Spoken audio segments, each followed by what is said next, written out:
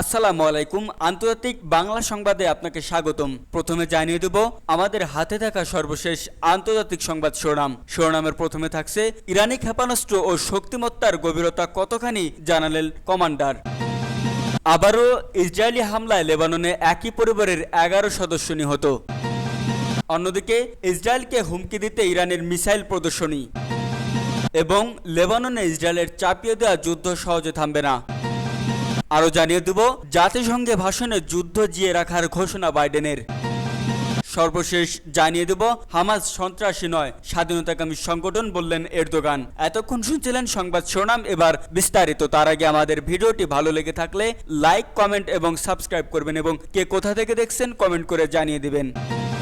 ইরানি ক্ষেপণাস্ত্র ও শক্তিমত্তার গভীরতা কতখানি জানালেন কমান্ডার। ফিলিস্তিনের স্বাধীনতাকামী সংগঠন হামাসের সাবেক প্রধান ইসমাইল হানিয়া হত্যার বদল নেওয়ার কথা পুনর্ব্যক্ত করেছে ইরানের প্রেসিডেন্ট মাসুদ পেজেশকিয়ান। তিনি বলেছেন, হানিয়া হত্যার প্রতিক্রিয়া কিভাবে, কখন এবং কতটুকু জানাতে হবে তা ইসলামী প্রজাতন্ত্র অচিরেই নির্ধারণ করবে। মূলত হানিয়া হত্যার প্রতিশোধ হিসেবে ইরানি হামলার নিয়ে তটস্থ ইসরায়েলিরা।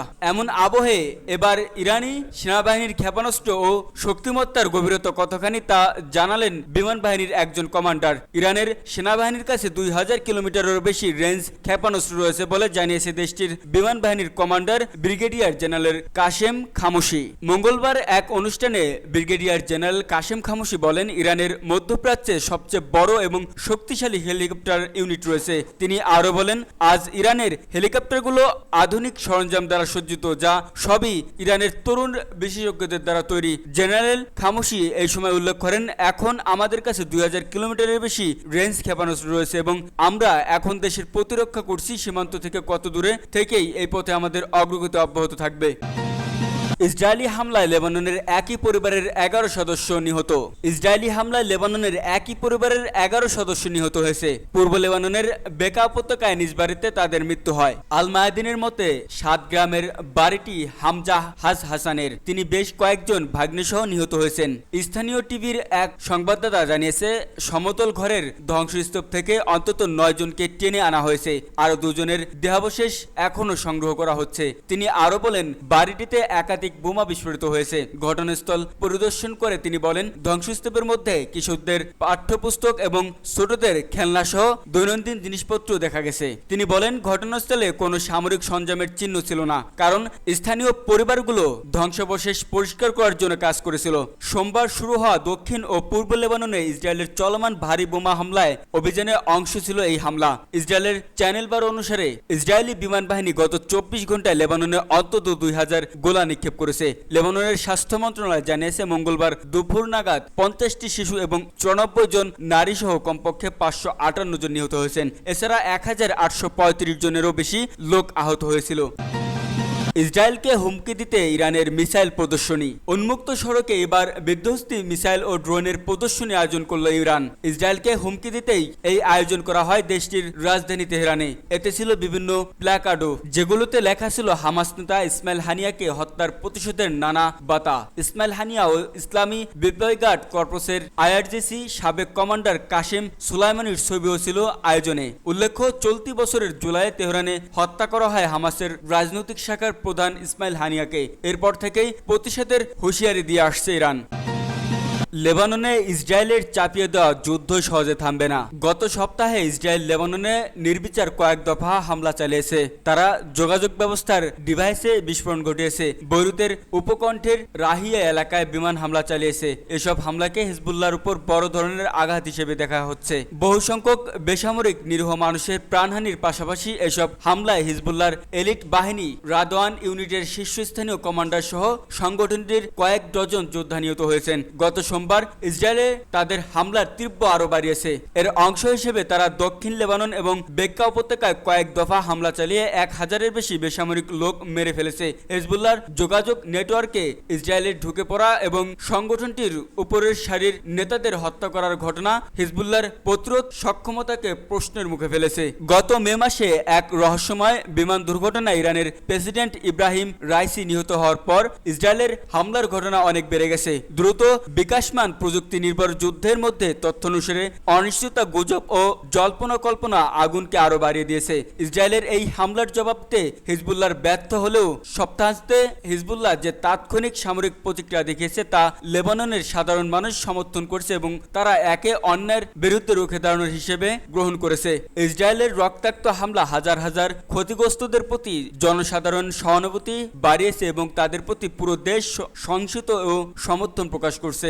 আহতদের রক্ত দেওয়ায় আগ্রহী স্বেচ্ছাসেবীরা এগিয়ে এসেছেন। স্বেচ্ছাসেবক চিকিৎসকেরা উদ্ধার কাজ ও চিকিৎসায় যোগ দিয়েছেন। লেবাননে সরকারি লোকেরা এবং ফ্রি পেট্রিয়টিক মুভমেন্ট ও দ্রুজ সম্প্রদায়ের নেতা ওয়ালিদ জম্বুলেটের প্রগতিশীল সমাজতান্ত্রিক পার্টি সহ বেশ কিছু গ্রুপ আলাদাভাবে হামলার নিন্দা জানিয়ে সমাবেশ করছে। হিজবুল্লাহর সঙ্গে একই গ্রুপগুলোর ঐতিহ্যগতভাবে দূরত্ব আছে, তবে তাদের এই অবস্থান প্রতীকীভাবে হলেও হিজবুল্লাহর সঙ্গে তাদের একসাথের তলায় দাঁড় করিয়েছে। সামরিক ফ্রন্টে হিজবুল্লাহ 10,000 স্বল্প ও দূরপাল্লার ক্ষেপণাস্ত্র উৎক্ষেপণ করেছে। সেগুলো ইসরায়েলের হাইফার দক্ষিণে বেশ কয়েকটি শহরে আঘাত এনেছে। হিজবুল্লাহর নিশানার মধ্যে একটি ইলেকট্রিক ম্যানুফ্যাকচারিং কমপ্লেক্স এবং একটি প্রধান ইসরায়েলি বিমান ঘাঁটিতে রামাত ডেভিড অন্তর্ভুক্ত ছিল।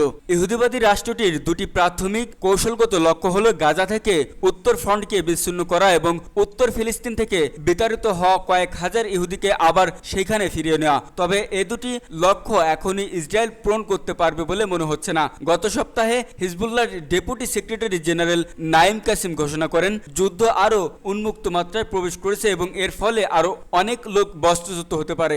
উত্তর ফ্রন্টে আচমকা গোলাগুলির মধ্য দিয়ে ইসরায়েলে এটি প্রকাশ করেছে যে তারা একটি ন্যায্য ও যুক্তিসঙ্গত সমাধানের প্রক্রিয়াকে নস্যাৎ করার আগ্রহী। এর জন্য তারা নির্লজ্জভাবে লেবাননে হামলা চালাচ্ছে এবং গাজা অবরোধ করে সেখানে মাসের পর মাস সন্ত্রাসী অভিযান চালিয়ে যাচ্ছে। জরুরি প্রশ্ন হলো, এই অঞ্চলে ইসরায়েলের অন্যায্য হামলার বন্ধে পশ্চিমারা কেন পদক্ষেপ নিচ্ছে না? প্রশ্ন হচ্ছে, তারা আর কতক্ষণ বসে থাকবে এবং চেয়ে সব দেখবে?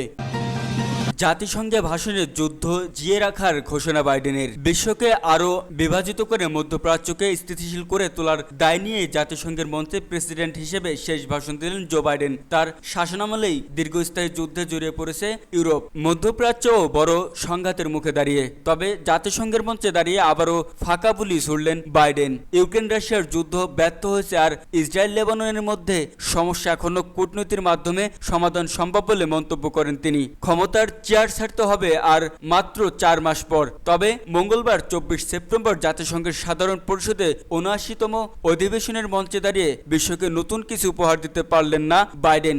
এদিন তিনি ইউক্রেন, গাজা ও সুদানের মতো বৈশ্বিক সংকট নিয়ে কথা বলেন, কিন্তু তার প্রেসিডেন্সিতেই বিশ্বের নতুন করে শুরু হওয়া এসব সংকটের সমাধানের কোনো পথ বাতলে দিতে পারেননি তিনি। 2 বছর ধরে ইউরোপের প্রাণকেন্দ্রে যুদ্ধ চলছে। গাজায় ইসরায়েলি আগ্রাসনের 1 বছর হতে চলল। নতুন করে লেবাননের প্রতিরোধ যোদ্ধাদের সঙ্গে বড় সংঘাতে জড়িয়ে পড়েছে ইসরায়েল। অথচ এসব সংঘাতের সমাধান না করে প্রত্যক্ষ এবং পরোক্ষভাবে ইসরায়েলকে মদত দিয়ে গেছেন বাইডেন। তার আশকারা পেয়েই ইসরায়েল আজ বুক ফুলিয়ে মধ্যপ্রাচ্যে একের পর এক যুদ্ধ বাঁধাচ্ছে। তবে সেদিকে যেন মোটেই দৃষ্টি নেই 81 বছর বয়সী বাইডেনের। 193 সদস্যের জাতিসংঘ সাধারণ অধিবেশনে সদস্য রাষ্ট্রগুলোর উদ্দেশ্যে লেবানন ইস্যুতে বাইডেন বলেন, সর্বাত্মক যুদ্ধ কারো কাম্য নয়। এরপরও যদি এই ধরনের পরিস্থিতি সৃষ্টি হয়, এখনও কূটনৈতিক সমাধান সম্ভব। জোর করতালির মধ্যেই বাইডেন ইসরায়েল ও ফিলিস্তিনের স্বাধীনতাকামীদের গাজার যুদ্ধবিরতি নিয়ে চুক্তিতে পৌঁছানোর আহ্বান জানান। বাইডেন ক্ষমতায় বসার 2 বছর পর 2022 সালের ফেব্রুয়ারিতে ইউক্রেনে হামলা করে বসে রাশিয়া। তবে ওই যুদ্ধ থামাতে পুরোপুরি ব্যর্থ হয়েছেন বাইডেন। উল্টো যুক্তরাষ্ট্রের উস্কানির কারণে ইউরোপে শুরু হওয়া এই যুদ্ধ থামানোর কোনো লক্ষণ নেই। পশ্চিমা নেতাদের মধ্যে এ নিয়ে খুব একটা আগ্রহ নেই। ইউক্রেনকে অস্ত্র সরবরাহ করে তা স্পষ্ট করে দিয়েছে তারা। কিয়েভের প্রতি নিজের সমর্থন জাতিসংঘের পুনর্ব্যক্ত করেছেন বাইডেন। পুতিনের নিজের মূল লক্ষ্যে ব্যর্থ হয়েছেন উল্লেখ করে প্রেসিডেন্ট বলেন, ভালো খবর হচ্ছে পুতিনের যুদ্ধ তার মূল লক্ষ্য অর্জনে ব্যর্থ। তিনি ইউক্রেনকে ধ্বংস করতে চেয়েছিলেন, কিন্তু ইউক্রেন এখনো মুক্ত। আমাদের উদ্বিগ্ন হওয়া বা মুখ ফুরিয়ে নেওয়া উচিত নয়। আমরা ইউক্রেনের প্রতি সমর্থন অব্যাহত রাখব ততক্ষণ পর্যন্ত যতক্ষণ না ইউক্রেন ন্যায়ভাবে জয়ী হয় এবং স্থায়ী শান্তি প্রতিষ্ঠা হয়। হামাস সন্ত্রাসী নয়, স্বাধীনতাকামী সংগঠন বললেন এরদোগান। তুরস্কের প্রেসিডেন্ট রিসেপ তাইয়েপ এরদোগান জানিয়েছেন তিনি হামাসকে সন্ত্রাসী সংগঠন হিসেবে বিবেচনা করেন না, বরং এটি এমন একটি স্বাধীনতাকামী সংগঠন যারা নিজেদের ভূমি রক্ষার জন্য সংগ্রাম করে যাচ্ছে। স্থানীয় সময় মঙ্গলবার মার্কিন সংবাদ মাধ্যম এনবিসি নিউজের সঙ্গে এক সাক্ষাৎকারে এরদোগান একথা জানান। তিনি বলেন, হামাসকে আমি কখনোই সন্ত্রাসী সংগঠন হিসেবে অভিহিত করিনি এবং আমি তাদের সন্ত্রাসী সংগঠন হিসেবে দেখি না। তুর্কি প্রেসিডেন্ট জোর দিয়ে বলেন, হামাস একটি স্বাধীনতাকামী প্রতিরোধকারী সংগঠন যারা তাদের ভূমি রক্ষার জন্য সংগ্রাম করছে। সুতরাং আমি কিভাবে এমন একটি দলকে সন্ত্রাসী সংগঠন বলতে পারি? এ সময় এনবিসির সাংবাদিক 7 অক্টোবর ইসরায়েলের উপর হামাসের আক্রমণকে কিভাবে দেখছে জানতে চাইলে এরদোগান বলেন, আপনাকে এই ঘটনার পেছনের কারণগুলো খুঁজতে বের করতে হবে।